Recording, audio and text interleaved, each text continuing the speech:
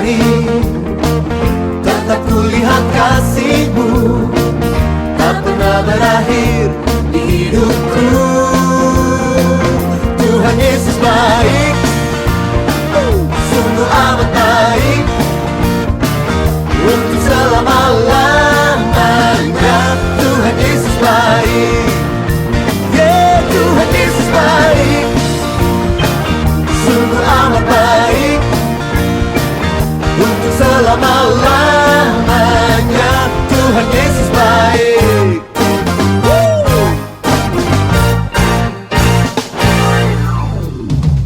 Tiada berkesudahan kasih setiamu Tuhan, selalu baru rahmat-Mu bagiku.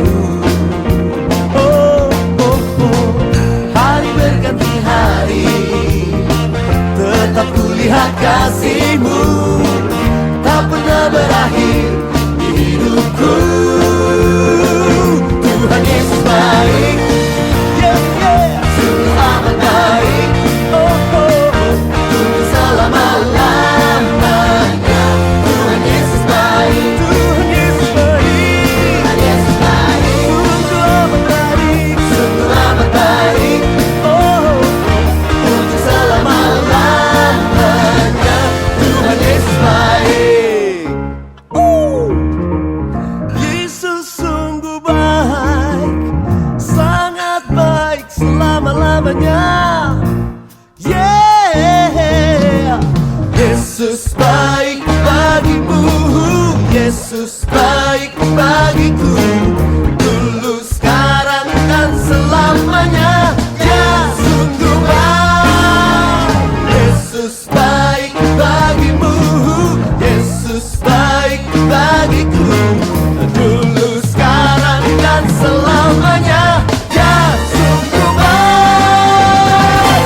Tuhan Yesus baik, sungguh amat baik, untuk selama-lamanya. Tuhan Yesus baik, Tuhan Yesus baik, Tuhan Yesus baik, sungguh amat baik, sungguh amat baik, yeah, yeah, yeah, yeah, untuk selama-lamanya. Tuhan Yesus baik, dari selamanya, dari selamanya, sampai selamanya, untuk selama-lamanya. Tuhan Yesus baik.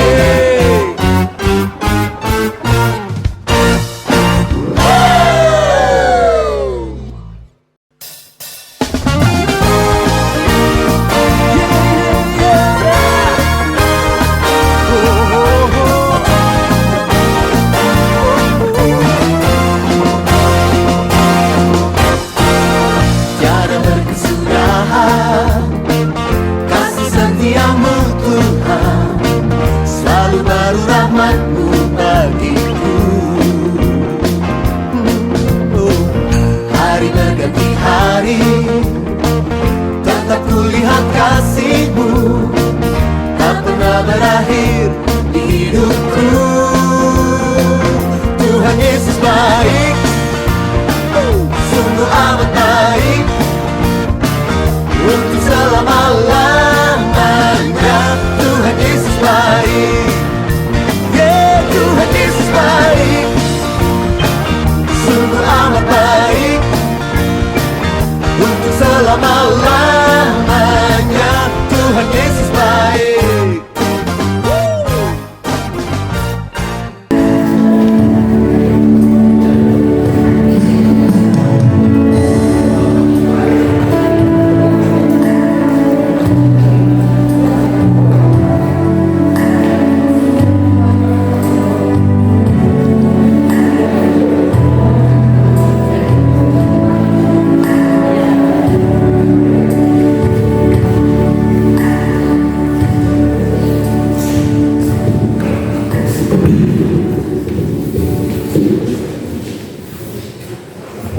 Shalom teman Tuhan.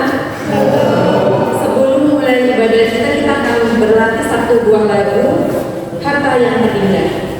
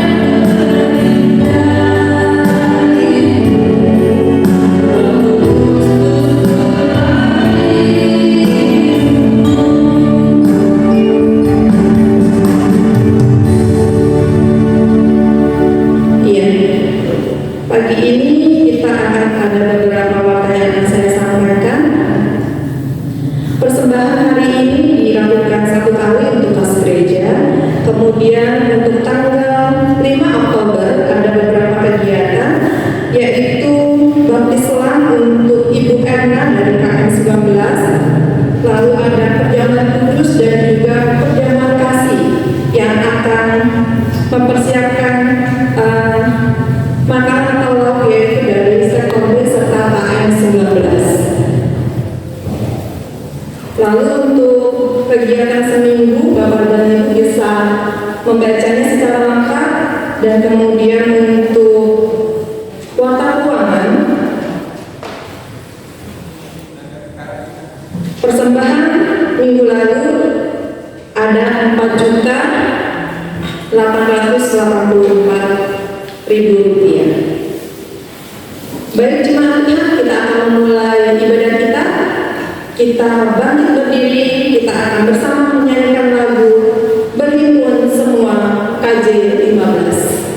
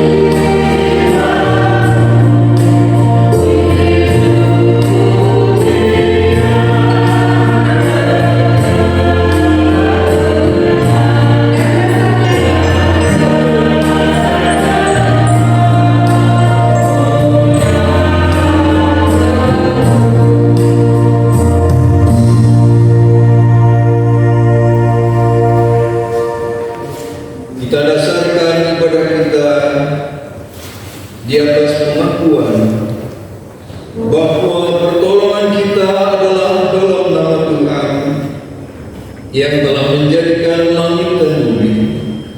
Salam sejahtera dari Allah Bapa kita dan dari Tuhan Yesus Kristus. Amin. Haleluya.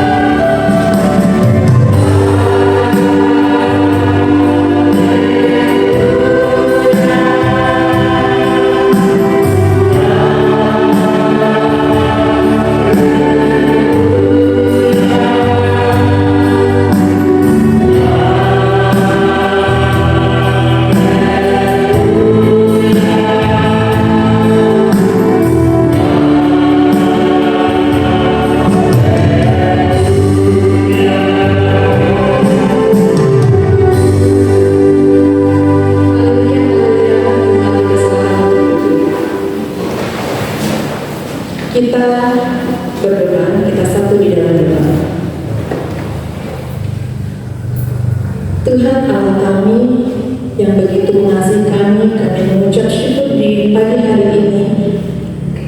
Kami boleh datang ke hadapan Engkau ya Bapa untuk beribadah, memuji dan memuliakan nama-Mu. Kiranya Tuhan tolong kami untuk kami dapat mengerti akan kehendak Tuhan melalui firman Tuhan ataupun pujian-pujian yang kami naikkan kepada Engkau. Kiranya Tuhan memberkati setiap yang hadir, baik jemaat pelayan Tuhan maupun pembawa firman Tuhan, sehingga kami boleh memperoleh berkat yang berasal dari Engkau saja. Ampuni setiap dosa dan kesalahan kami ya Tuhan, kami serahkan ibadah kami dari awal pertengahan hingga akhir ke dalam tangan-Mu. Haleluya, amin. Jemaat Tuhan yang terkasih, kita akan berdiri dan menyapa kiri kanan samping depan kita dengan katakan shalom, supaya kita bisa saling melihat siapa yang ada kiri kanan depan belakang kita.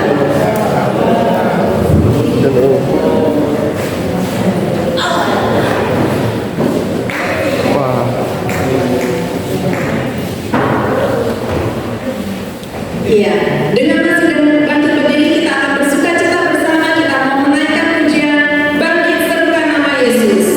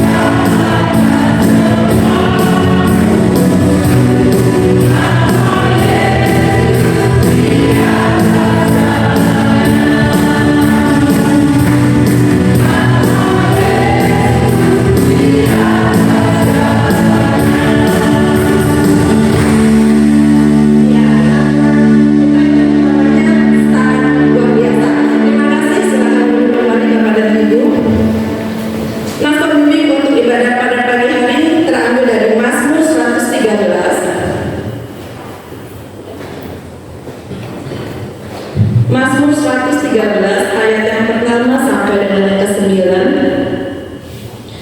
dengan judul penutup Tuhan meninggikan orang rendah. Haleluya, pujilah hai hamba-hamba Tuhan, pujilah nama Tuhan, kiranya nama Tuhan dimasyhurkan sekarang ini dan selama-lamanya. Dari terbitnya sampai kepada terbenamnya matahari, terpujilah nama Tuhan. Tuhan tinggi mengatasi segala bangsa, kemuliaannya mengatasi langit. Siapakah seperti Tuhan Allah kita, yang diam di tempat yang tinggi, yang merendahkan diri untuk melihat ke langit dan ke bumi? Ia menegakkan orang yang hina dari dalam duduk, dan mengangkat orang yang miskin dari lumpur, untuk mendudukkan dia bersama-sama dengan para bangsawan, bersama-sama dengan para bangsawan bangsanya. Ia mendudukkan perempuan yang mandul di rumah sebagai ibu anak-anak penuh sukacita. Haleluya. Puji nama Tuhan. Kita akan juga buka hukum kasih yang terambil dari 1 Yohanes 4.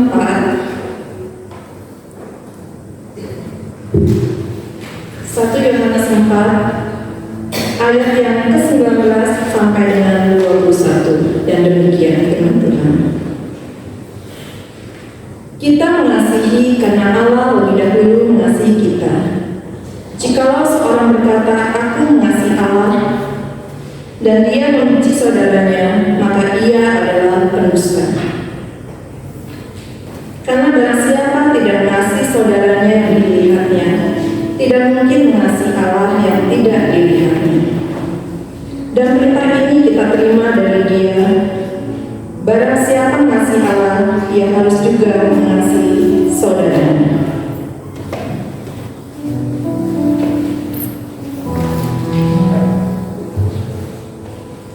Kita meresponi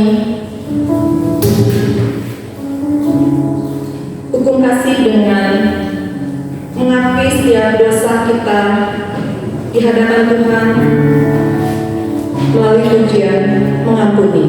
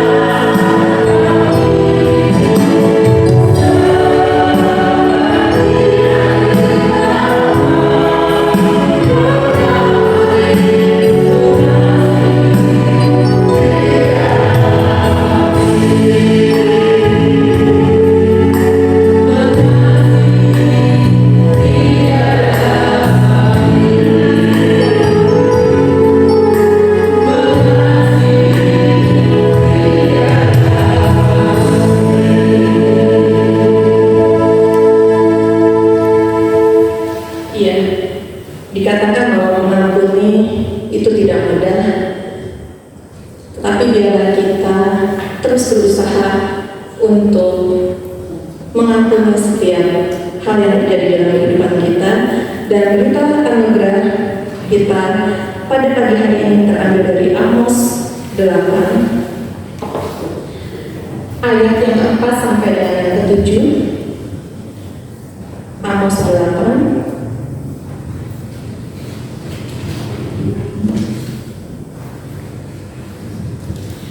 ayat yang ke-4 sampai dengan yang ke-7. Kita akan membacanya secara bergantian. Jemaat perempuan atau wanita akan membacakan ayat yang ke-4, dan kemudian jemaat laki-laki akan membacakan ayat yang ke-5 dan seterusnya. Kita akan membacakannya secara bergantian. 3, 2, 1. Dengarlah ini, kamu yang menginjak-injak orang miskin dan yang membinasakan orang sengsara di negeri ini. Dan berpikir bila kamu akan berubah supaya mereka berkeluarga dan bila mereka sabar supaya mereka berkeluarga dengan menangkan Eva sampai sikap berdua-dua dan raja Supaya kita membeli orang lemah karena berdoa dan orang yang miskin karena sepasang kasut dan menjual dari pelosok. Tuhan mengucapkan bahwa hanya tidak akan melupakan seterusnya segala perbuatan mereka. Iya. Untuk petunjuk hidup baru terambil dari 1 Timotius 2. 1 Timotius 2 ayat 1 sampai dengan yang ke-7. Kita akan membacanya secara bergantian. Saya ayat pertama, kemudian jemaat Tuhan ayat kedua, dan seterusnya. Saya ayat pertama, kemudian jemaat Tuhan ayat kedua, dan seterusnya. 1 Timotius 2 ayat yang pertama sampai dengan yang ke-7. Tariknya mengenai doa jemaat.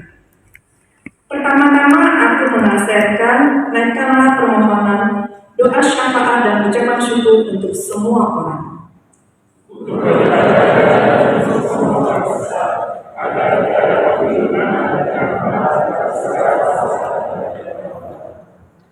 Itulah yang baik dan yang berkenan kepada Allah, Juru Selamat kita.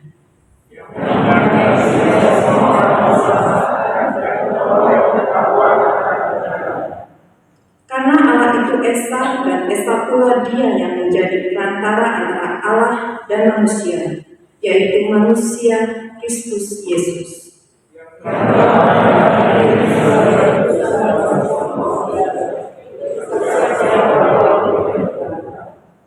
Untuk kesaksian itulah aku telah ditetapkan sebagai pemberita dan rasul yang dikatakan ini benar. Aku tidak berdusta dan sebagai pengajar orang-orang bukan Yahudi dalam iman dan kebenaran.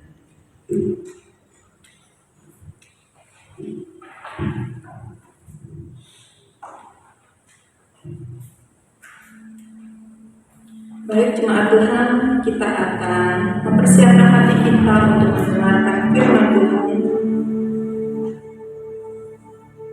Khotbah pada pagi hari ini bertema tanggung jawab terhadap harta yang terambil dari Lukas 16 ayat 1 sampai 13. Untuk mempersiapkan hati kita nyanyikan bagi Tuhan tak ada yang mustahil.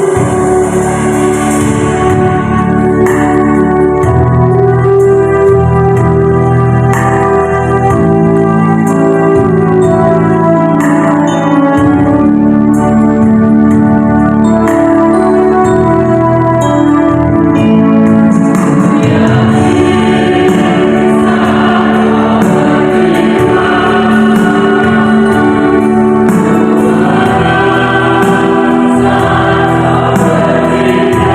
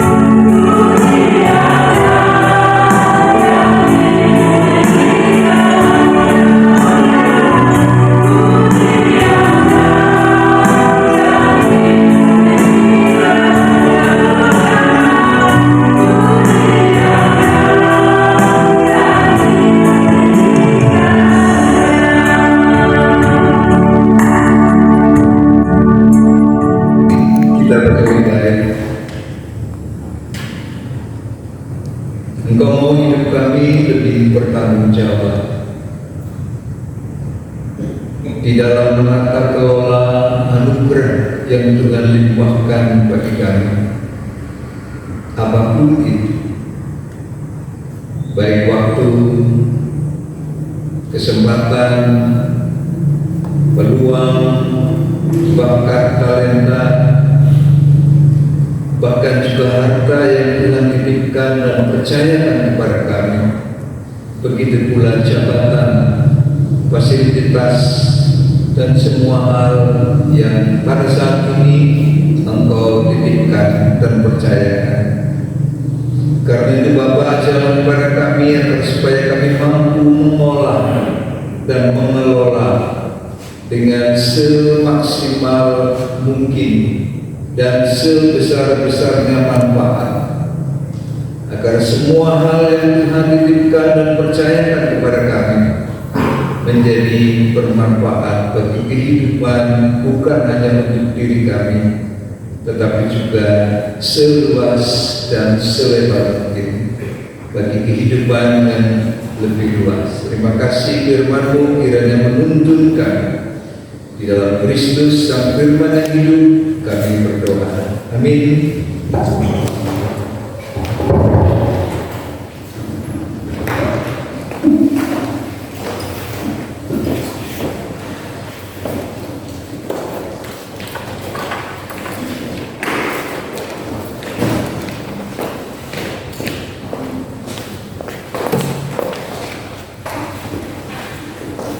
Saudara-saudara, mari kita membaca Alkitab kita dari Injil Lukas 16 ayat pertama sampai ke-13. Saya akan membacakan dalam terjemahan Alkitab yang baru yang demikian. Perikop ini diberi judul perumpamaan tentang bendahara yang tidak jujur. Yesus berkata kepada murid-muridnya, ada orang kaya yang mempunyai seorang bendahara. Kepadanya disampaikan tuduhan bahwa bendahara itu menghamburkan miliknya. Lalu ia memanggil bendahara itu dan berkata kepadanya, apa ini yang kudengar tentang engkau? Berilah pertanggungan jawaban atas apa yang engkau kelola, sebab engkau tidak boleh lagi bekerja sebagai bendahara. Kata bendahara itu di dalam hatinya, apakah yang harus aku perbuat? Tuanku memecat aku dari jabatanku sebagai bendahara. Mencangkul aku tidak kuat, mengemis aku malu. Aku tahu apa yang akan aku perbuat, supaya apabila aku dipecat dari jabatanku sebagai bendahara, ada orang yang akan menampung aku di rumah mereka. Lalu dia memanggil seorang demi seorang yang berhutang kepada tuannya. Katanya kepada yang pertama, berapakah hutangmu kepada tuanku? Jawab orang itu, 100 tempayan minyak. Katanya kepada orang itu, terimalah surat hutangmu, duduklah dan tulislah segera 50 tempayan. Kemudiannya berkata kepada yang kedua, berapa hutangmu? Jawab orang itu, 100 pikul gandum. Katanya kepada orang itu, terimalah surat hutangmu dan tulislah 80 pikul. Lalu Tuhan itu memuji bendahara yang tidak jujur itu karena dia telah bertindak dengan cerdik. Sebab anak-anak dunia ini lebih cerdik terhadap sesamanya daripada anak terang. Aku berkata kepadamu, ikatlah persahabatan dengan mempergunakan mamon yang tidak jujur, supaya jika mamon itu tidak dapat menolong lagi, kamu diterima di dalam kemah abadi. Siapa yang setia dalam hal kecil, setia juga dalam hal besar. Siapa yang tidak benar dalam hal kecil, tidak benar juga dalam hal besar.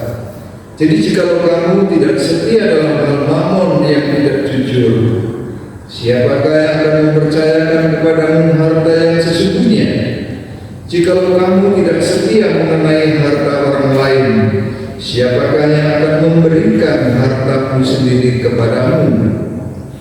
Seorang hamba tidak dapat mengabdi kepada dua tuan, sebab ia akan membenci yang seorang dan mengasihi yang lain, atau ia akan setia kepada yang seorang dan tidak mengindahkan yang lain. Kamu tidak dapat mengabdi kepada Allah dan kepada Mammon. Demikianlah Injil Tuhan. Yang berbahagia adalah kita yang bukan saja membaca, mendengar, menyimak, tetapi juga yang melakukannya. Amin. Saudara-saudara sekalian, tema kita hari ini adalah tanggung jawab terhadap penggunaan harta. Saya akan mulai khotbah saya dengan mengingatkan kita akan beberapa kejadian yang belum lama terjadi. Itu ketika Immanuel Ebenezer yang adalah wakil menteri tenaga kerja itu pernah OTT. Sudah dan namanya Immanuel Ebenezer sebetulnya indah sekali. Immanuel artinya Allah beserta kita. Kemudian Ebenezer artinya sampai di sini Tuhan. Dua istilah yang sangat indah sebenarnya di dalam Alkitab, bahwa Allah menyertai kita dan bahwa Allah sampai dimanapun kita tetap ada di dalam genggaman. Tetapi Immanuel Ebenezer yang biasa dipanggil Noel itu dalam sebuah peristiwa ternyata kemudian kena OTT KPK. Waktu itu tentu saja kita semua mungkin tercengang dan kaget, karena Immanuel Noel itu adalah seorang aktivis yang sangat giat untuk berbicara di berbagai ruang-ruang dialog, ruang diskusi, itu sangat gencar sekali. Bahkan dialah yang mengatakan para koruptor kalau perlu dihukum mati saja. Belum lama setelah dia ditangkap. Jadi suaranya sangat menggelegar, menginspirasi banyak orang. Tetapi ternyata Noel itu Ebenezer sampai di sini Tuhan ketika dia tidak tahan mempunyai kekuasaan, jabatan, fasilitas untuk mengabaikan semua itu bagi kepentingannya sendiri. Kalau kita pikir kurang apa dia? Dari seorang aktivis jalanan sampai menjadi wakil menteri, kalau bukan kurang ajar namanya. Nah, saudara-saudara sekalian, saya mengkaitkan dengan bacaan kita hari ini, saya jadi semakin dicerahkan untuk melihat teks yang kita baca dan tema kita, tanggung jawab mengelola harta. Nah, berarti ditolak dari kasus ini, saya melihat seringkali orang tidak bertanya bukan hanya sumber atau dari mana harta kita, tetapi juga tidak mempertanyakan untuk apanya kita mempunyai harta. Harta itu tidak harus uang doang, waktu juga, talenta juga, jabatan juga, fasilitas juga, rumah tangga juga, itu semua adalah harta. Anak-anak itu juga harta. Jadi fokus kita bukan hanya pada yang namanya duit, ya, tetapi harta dalam arti yang luas. Nah, saudara-saudara sekalian, seringkali orang kalau memperoleh sesuatu, dipercaya sesuatu, maka prinsipnya adalah ini hasil kerjaku, ini hasil kepintaranku, ini uang-uangku, ini bakat-bakatku, hasil keringatku. Mau diapakan ya terserah aku. Wong aku yang dapat itu diberi, tidak ada urusan dengan orang lain. Benar, saudara-saudara, bahwa memang itu adalah apa yang Tuhan percayakan dan titipkan pada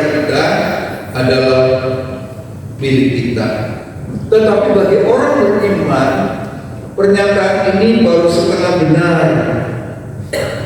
Ya, dan namanya setengah benar maka belum benar total. Karena bagi orang beriman yang namanya harta itu bukan saja sumber mendapatkannya, bukan saja dari mananya, tetapi adalah soal bagaimana memanfaatkannya. Waktu kita, jabatan kita, fasilitas kita, gereja kita, dan semuanya. Jadi bukan saja dari mananya, tetapi bagaimananya mengelola apa yang dipercayakan Tuhan. Nah, praktisnya bagaimana? Nah, saudara-saudara, di dalam bacaan kita, bendahara ini saya sebut JM aja.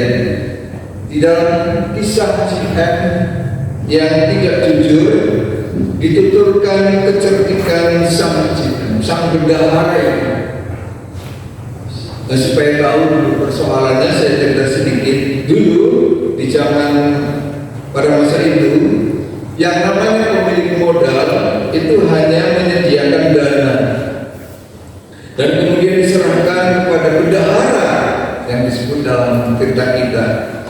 Nah, bendahara inilah yang diberi kepercayaan untuk mengelola dan untuk mengelola dana dari pemilik modal.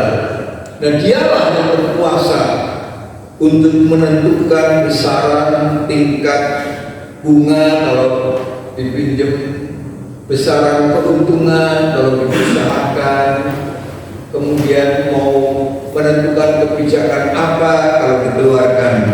Nah, kalau angin cuaca sedang kondusif, perdagangan sedang aman dan nyaman, antara demand dan barang lancar, kebutuhan dan barang juga lancar, maka dia akan meraup keuntungan yang pasti signifikan, yang padat merayap. Namun kalau nilai dolar naik, barang langka, maka jelas dia akan bisa ambruk dan merugi. Maka dia yang bertanggung jawab. Nah, saat pemilik kapital, pemilik modal itu yang punya menanyakan neraca yang ada padanya, apalagi kalau merugi. Nah, dari tuturan Tuhan Yesus, ternyata kerugian itu disebabkan karena salah pemakaian, salah pemanfaatan. Ternyata dia ini dikatakan dalam ayat yang pertama menghambur-hamburkan uang miliknya. Dikatakan kepadanya, disampaikan tujuan bahwa bendahara itu menghamburkan miliknya, menghamburkan kepercayaan yang diberikan kepadanya, menghamburkan waktu yang diberikan kepadanya, menghamburkan bakat yang diberikan kepadanya, tidak dimanfaatkan sebesar-besarnya manfaat. Bisa saja oleh karena kalau dia punya dana besar, mungkin karena suka futsal, modalnya masuk untuk membangun gedung, memberikan banyak hadiah pada teman-teman futsalnya, apalagi mereka yang super dekat dan super lekat, kebanjiran banyak dana-dana siluman yang suka siluman. Entahlah saudara-saudara, yang jelas tidak diperinci dan tidak terdeskripsi macam penghambur-hamburannya, tidak diperinci dalam Alkitab. Yang jelas laporan keuangan itu menunjukkan kerugian besar bagi pemilik modal, bagi para kapital. Nah, oleh karena perusahaan ini milik swasta, maka KPK tidak ikut cawe-cawe. Ya, cukup dipanggil ke kantor perusahaan oleh pemilik modal dan diminta untuk menjelaskan kemana dana itu, padahal produktivitas tinggi, pasar ramai, permintaan banyak, cuaca kondusif, tidak ekstrim, tetapi kok neracanya negatif, merugi. Nah, JM ini diminta untuk mempertanggungjawabkan angka-angka siluman itu. Sekarang di mana dan kemana itu lembar-lembar merah dan biru yang bergambar para tokoh pahlawan nasional, bahkan lembar-lembar tokoh dunia asing.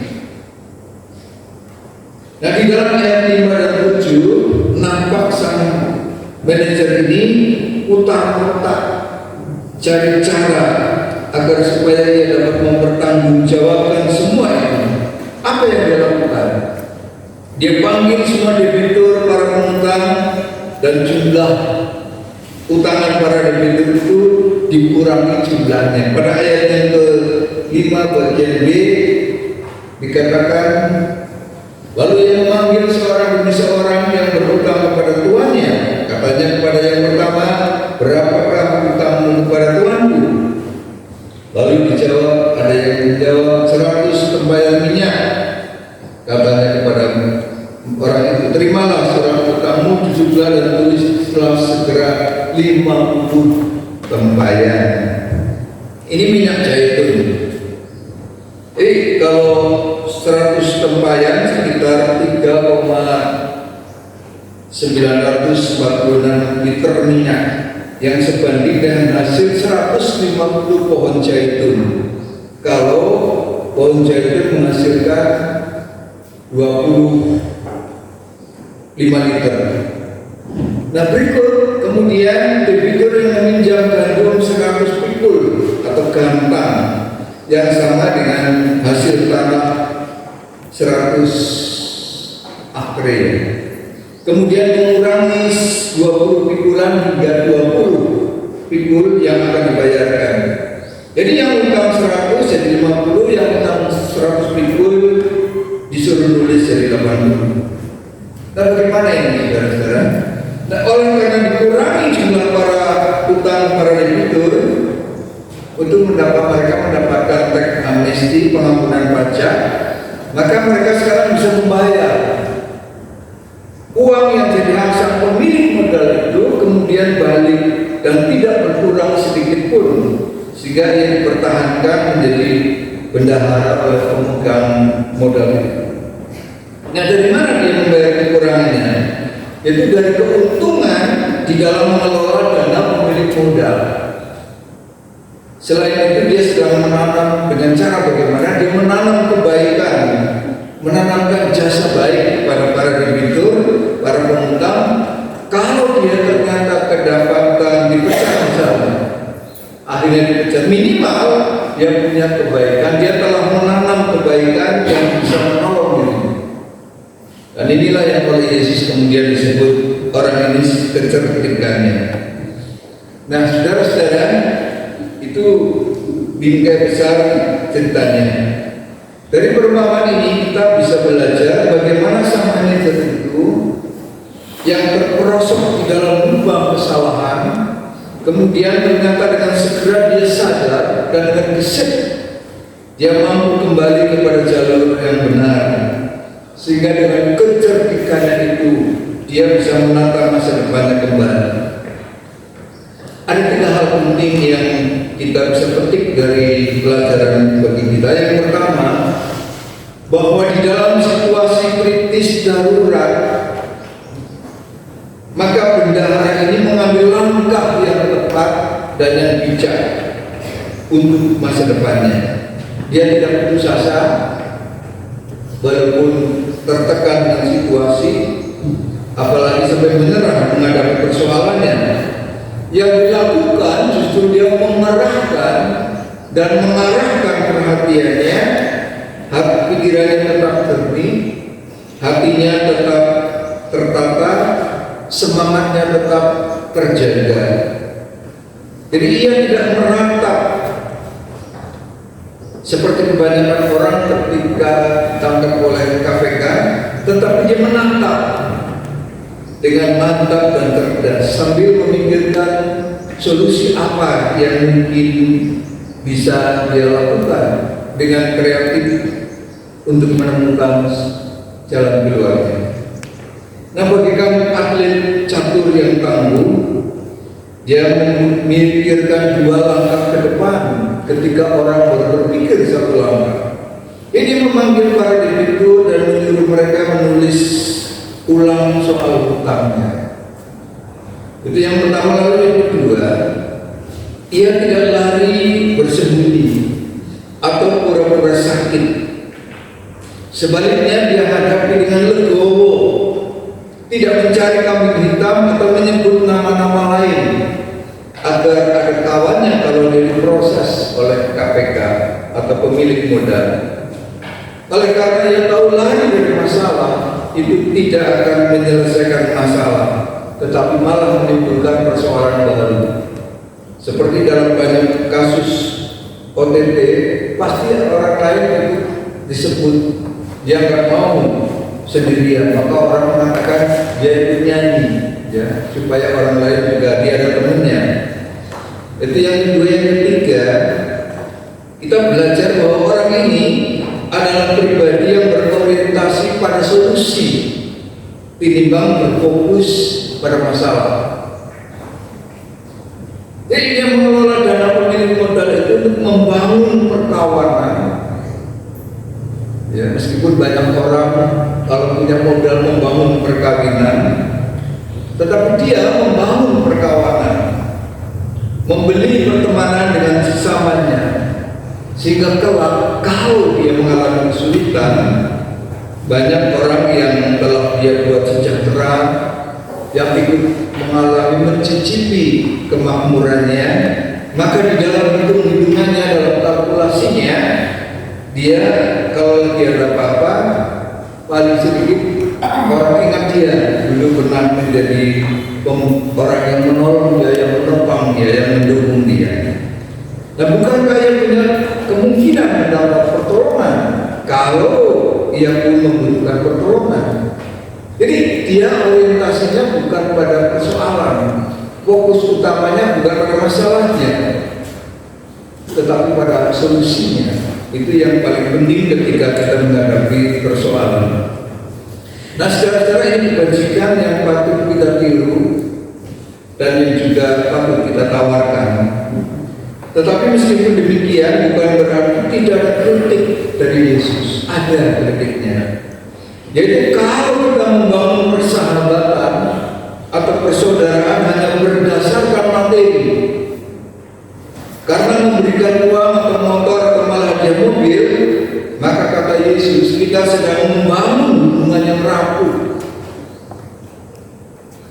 Kalau seseorang membeli persahabatan dengan jabatan atau kuasa atau wewenang, maka dia sedang membangun persahabatan yang rapuh. Banyak pejabat yang mengaku tidak kenal atau kenal tetapi tidak dekat. Bahkan ada yang mengatakan baru ketemu satu kali, ketika sahabatnya yang penguasa itu atau pemimpin itu tersangkut kasus. Aku udah kenal kok, pernah sih ketemu sekali, tapi di rumah makan atau di jalan. Jadi ia terpaksa harus sendirian di dalam sepi, karena sahabat-sahabatnya menyingkir, bahkan menolak disebut dekat dan akrab. Ketika yang menjadi kesakitan di KPK misalnya. Nah, ketika dia ingin bertemu mereka, ternyata sikap mereka sudah beda dan berubah. Jadi kita melihat rapuhnya kebersamaan, rapuhnya relasi dengan mamon yang tidak jujur. Itu menghasilkan perbuatan yang licik dan mendapatkan persahabatan yang sifatnya semu dan tidak abadi. Maka bagi Yesus, apabila di saat kritis, sulit, darurat, orang yang tidak mengenal Tuhan, itu yang disebut oleh Yesus anak-anak dunia, itu ternyata mampu berpikir kritis dan kreatif. Ternyata anak-anak dunia itu, orang-orang dunia itu ternyata lebih pintar ketimbang anak-anak Allah, anak-anak terang. Maka Tuhan ingin mengajarkan kepada kita, seharusnya anak-anak terang, anak-anak Allah, orang-orang beriman itu harusnya juga mampu berpikir lebih cerdik, lebih kreatif di dalam menghadapi masalah, dengan tetap bersandar pada iman dan mengelola semua harta, bakat, kepercayaan dengan bertanggung jawab. Apapun yang Tuhan titipkan pada kita, baik sebagai pribadi, persekutuan gereja ini, maupun sebagai anggota masyarakat.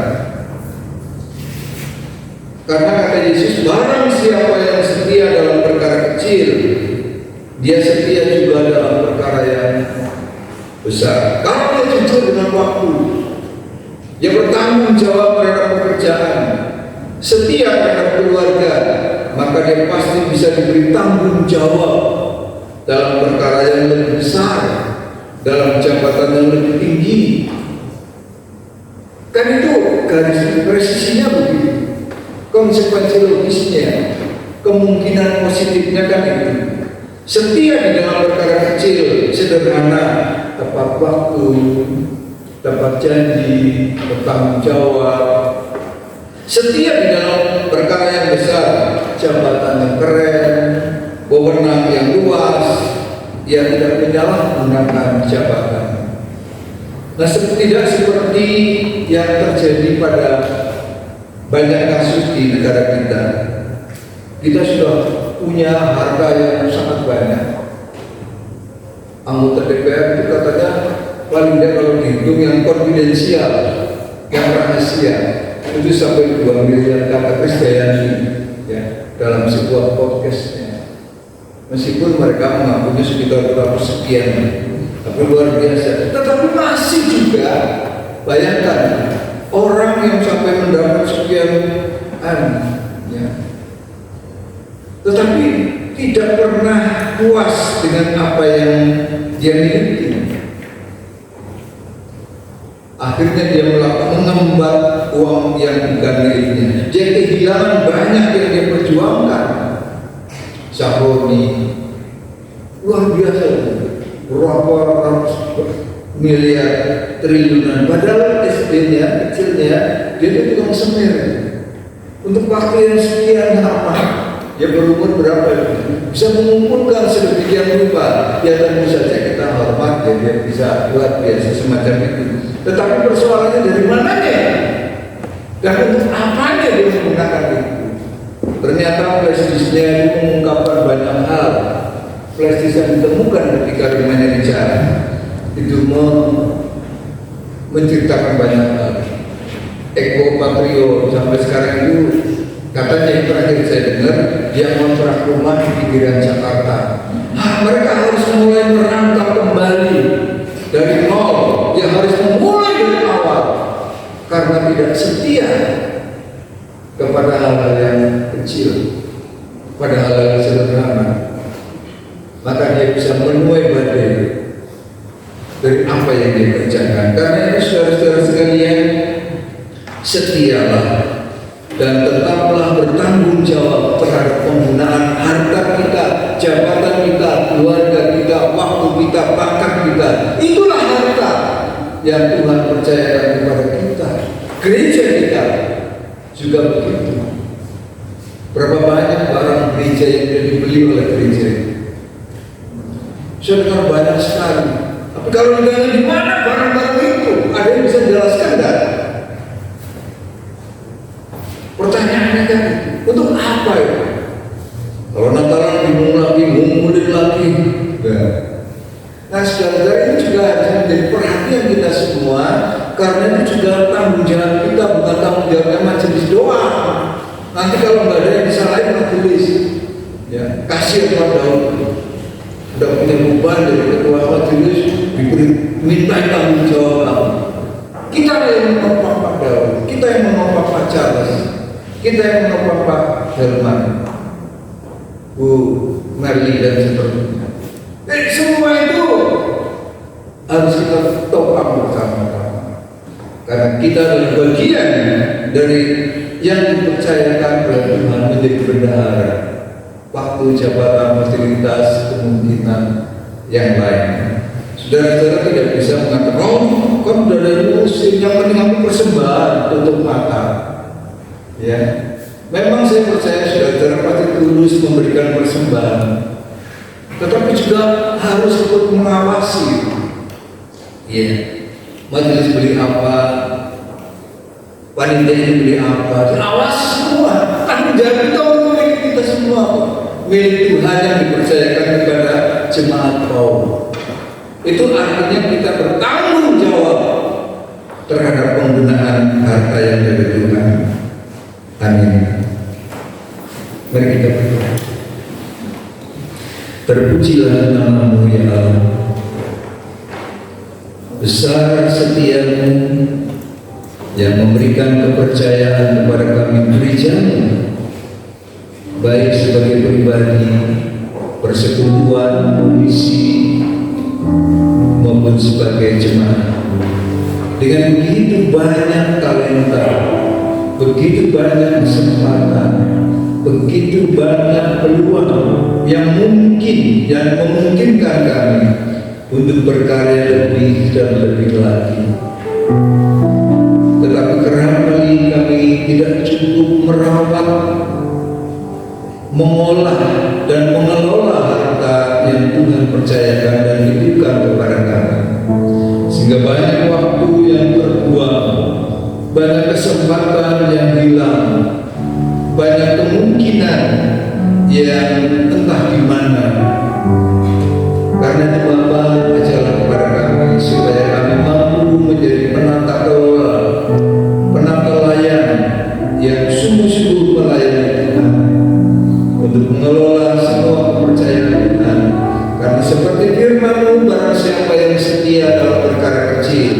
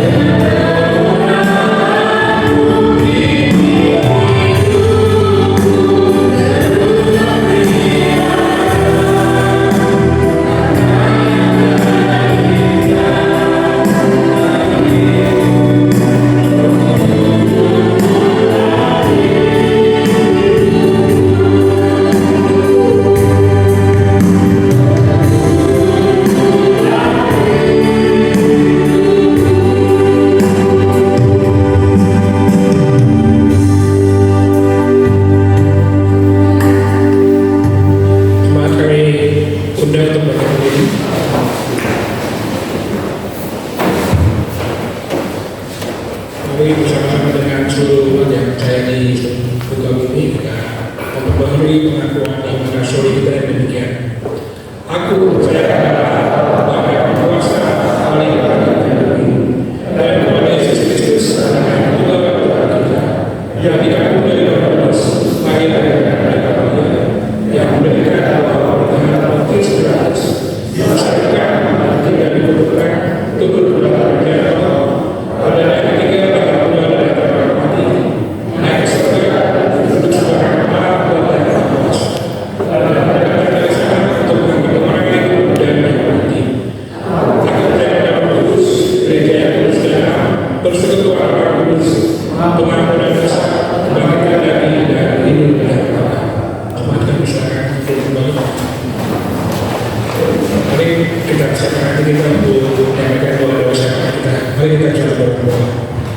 Tuhan Allah Bapa kami yang ada di atas surga, Tuhan yang mencipta langit dan bumi, sumber segala berkat bagi kami. Terima kasih ya Tuhan untuk segala berkat yang telah kami terima sepanjang hidup kami. Terima kasih juga untuk firman yang telah Kau berikan bagi kami saat ini, menguatkan kami untuk melaksanakannya dalam kehidupan kami sehari-hari. Saat ini kami akan memohonkan doa syafaat kami. Kami serahkan bangsa dan negara kami Indonesia kepada Tuhan. Berkatilah putra negara kami ini.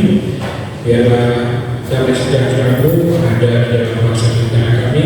Tuhan pimpin para pemimpin negara kami sehingga bisa memimpin bangsa kami membawa negara Indonesia ini ke arah yang lebih baik, lebih maju, lebih sejahtera. Dan berkatilah proses pemulihan ekonomi yang sedang berlangsung sehingga semua bisa berakhir dengan baik dan bisa membuka pekerjaan yang luas bagi seluruh rakyat Indonesia ya Bapak.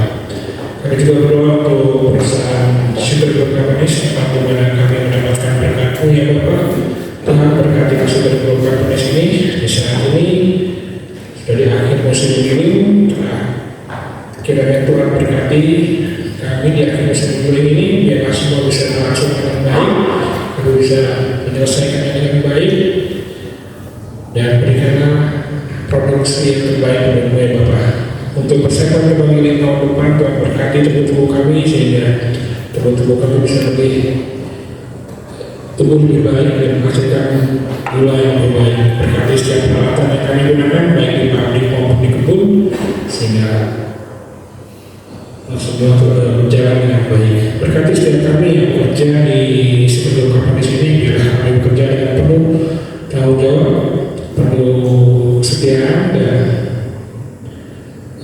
taat aturan yang Bapak. Demikian juga untuk para pemimpin kami, para pembuat keputusan, Tuhan berkati, beri mereka hikmat-Mu, beri mereka kebijaksanaan yang dari-Mu, sehingga mereka bisa melakukan keputusan-keputusan dan kebijakan-kebijakan yang bisa membawa Sugar Group di sini ke arah yang lebih baik, yang lebih makmur ya Bapak. Kami juga berdoa untuk kabaran Injil melalui gereja, lembaga misi dan yayasan-yayasan Kristen. Tuhan berkatilah, biarlah melalui gereja-gereja, rumah sakit, sekolah-sekolah Kristen, kasih buku nyata di dalam dunia ini, biar bisa menjadi saksi-saksi bagi masyarakat di sekitarnya ya Bapak. Bapak kami juga berdoa untuk gereja Pok GPM dan Kau berkati gereja Pok GPM ini, berkatilah setiap jemaat majelis yang ada di Pok GPM ini sehingga bisa bekerjasama merawat dan mencari persaudaraan di dalam Pok GPM ini ya Bapak. Kami juga berdoa untuk setiap majelis dan program pelayanan yang ada, Tuhan berkati sehingga semua terlaksana dengan baik. Untuk panitia Natal yang sudah bekerja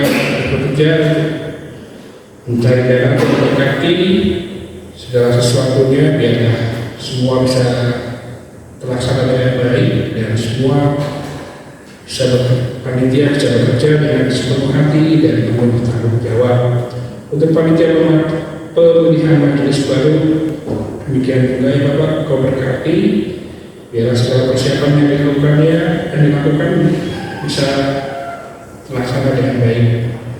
Kami juga berdoa untuk program katekisasi yang akan dilakukan. Tuhan berkatilah, berkati setiap program ini, berkati para pengajarnya, berkati para katekisnya juga, sehingga semua terlaksana dengan baik ya Bapak. Terima kasih ya Bapak. Kami berdoa juga untuk anak-anak kami yang sedang sekolah dari TK hingga perguruan tinggi. Tuhan berkati, Tuhan sertai, biar anak-anak kami ini menjalani sekolahnya dengan penuh sukacita, penuh semangat, dengan mereka juga bisa menjalannya dengan kuat dan menghadapi setiap tantangan. Jadikan anak-anak kami ini anak-anak yang bertanggung jawab, yang bisa menjaga dirinya, menjaga kehormatannya, dan menjaga imannya. Anugerahkan mereka dengan kecerdasan dan ketekunan, kerendahan hati dan kejujuran yang Bapa. Untuk para pemuda-pemudi kami yang sedang mencari pekerjaan, Tuhan kiranya berkati juga, berikanlah pekerjaan yang terbaik untuk para pemuda-pemudi kami ini, biar mereka tetap bersemangat, mantap menyerah untuk mencari pekerjaan, ataupun mencari nafkah dalam memenuhi kebutuhan hidupnya ya Bapak. Demikian juga untuk mereka yang mencari pasangan hidup, Tuhan berkatilah. Berikanlah mereka pasangan hidup di atas tanah yang takut akan Engkau ya Bapak. Terima kasih ya Bapak. Kami juga berdoa untuk jemaat-jemaat yang sakit. Ada Ibu Widiawati, Ibu Veronica Sarasati, ada Bapak Insius Simanjuta yang baru saja dibawa ke rumah sakit. Tuhan berkatilah saudara-saudara kami ini. Tuhan berkati segala pengobatan yang dilakukan, berkati medis yang merawatnya. Biar saudara kami tetap semangat dan tetap berharap kepada pulihkan dan sehatkanlah saudara kami ini ya Tuhan. Demikian juga untuk jemaat yang sedang sama-sama memulihkan, ada Bapak Adi Munduto, Ibu Lasmi, Bapak Antonius, Ibu Sinta Baru Simanjuta, Ibu Edna. Tuhan berkatilah saudara kami ini biar mereka segera pulih dan bisa sehat kembali dan beraktivitas kembali ya Bapak. Kami juga berdoa untuk keluarga yang merawat saudara kami yang sakit ini. Tuhan berkati, anugerah ketabahan, kesabaran dan kekuatan musik yang prima, biarlah mereka bisa merawat keluarganya dengan penuh kasih dan ketulusan ya Bapak. Kami juga berdoa untuk ibu-ibu yang hamil, Ibu Wilka. Tuhan berkatilah proses kehamilan yang sedang berjalan, biar bayi yang tumbuh bisa tumbuh dengan sehat, hingga pada akhirnya nanti masa persalinan bisa berlangsung dengan baik, ibu dan bayi dalam keadaan sehat ya Bapak. Kami juga berdoa untuk para orang tua kami yang ada, baik yang ada di site maupun di luar site. Tuhan berkatilah orang tua kami ini di masa-masa usia senianya, biar mereka bisa menjalani hidupnya dengan penuh sukacita, penuh rasa syukur, dan bisa menjalani kegiatannya dengan baik ya Bapak. Kau yang menjaga dan merawat orang tua kami ini ya Tuhan. Terima kasih ya Bapak. Demikianlah doa-doa kami ini. Kami akan tutup doa kami dengan doa yang mengajarkan, yaitu doa Bapa kami yang demikian. Bapa kami di surga, dikuduskanlah namamu, datanglah kerajaanmu, jadilah namamu di bumi seperti di surga. Berilah kami pada hari ini kami yang secukupnya, dan ampunilah kami kesalahan kami, seperti kami telah mengampuni orang yang salah kepada kami. Dan jangan membawa kami dalam pencobaan, tapi lepaskanlah kami dari yang jahat. Kami Tuhan yang punya kerajaan dan kuasa dan kemuliaan sampai selama-lamanya. Amin. Terima kasih Pak Charles. Kita akan mempersiapkan persembahan kita. Firman Tuhan yang diambil dari Mazmur 96 ayat 7 dan 8. Mazmur 96 ayat 7 dan 8. Kepada Tuhan hai seluruh bangsa, kepada Tuhan saja kemuliaan dan kekuatan. Berilah kepada Tuhan kemuliaan namanya, bawalah persembahan dan masuklah ke pelataran. Kita akan memberikan persembahan dan memuji Tuhan. Bawa persembahanmu, PKJ 140.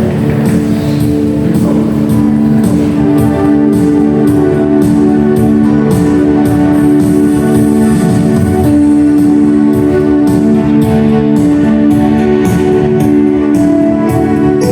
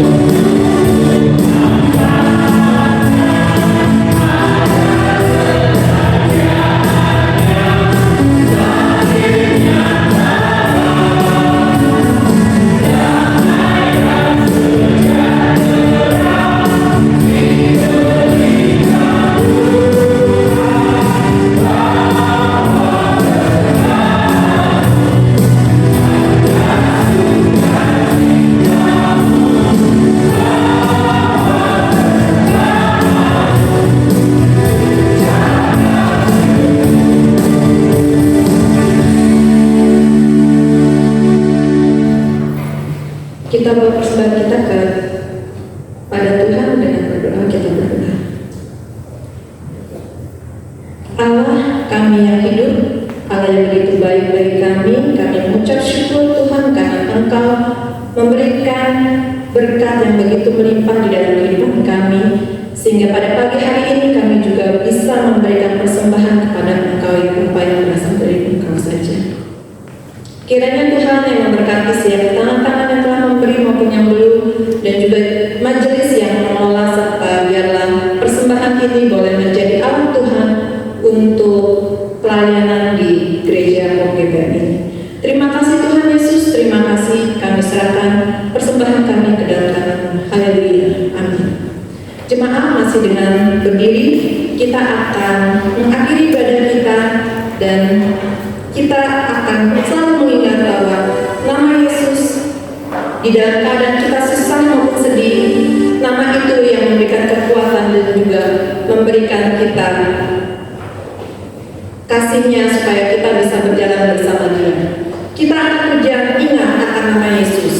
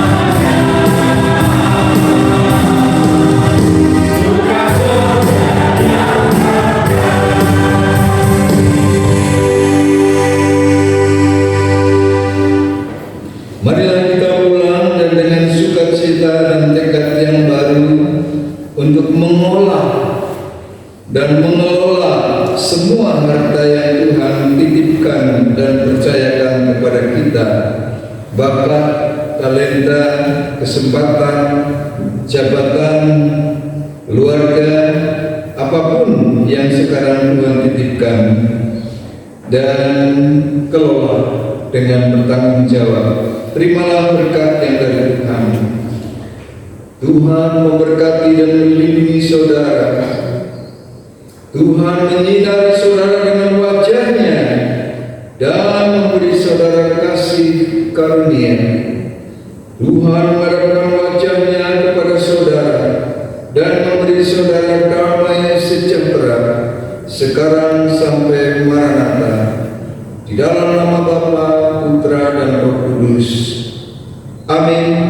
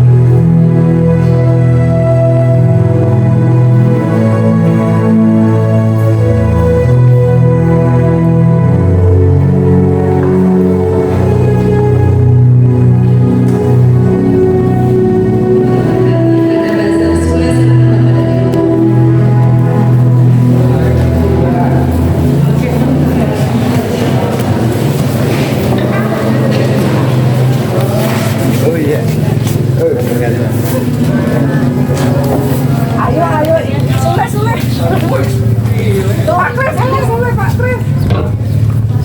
Pak Kris ini gimana sih Pak?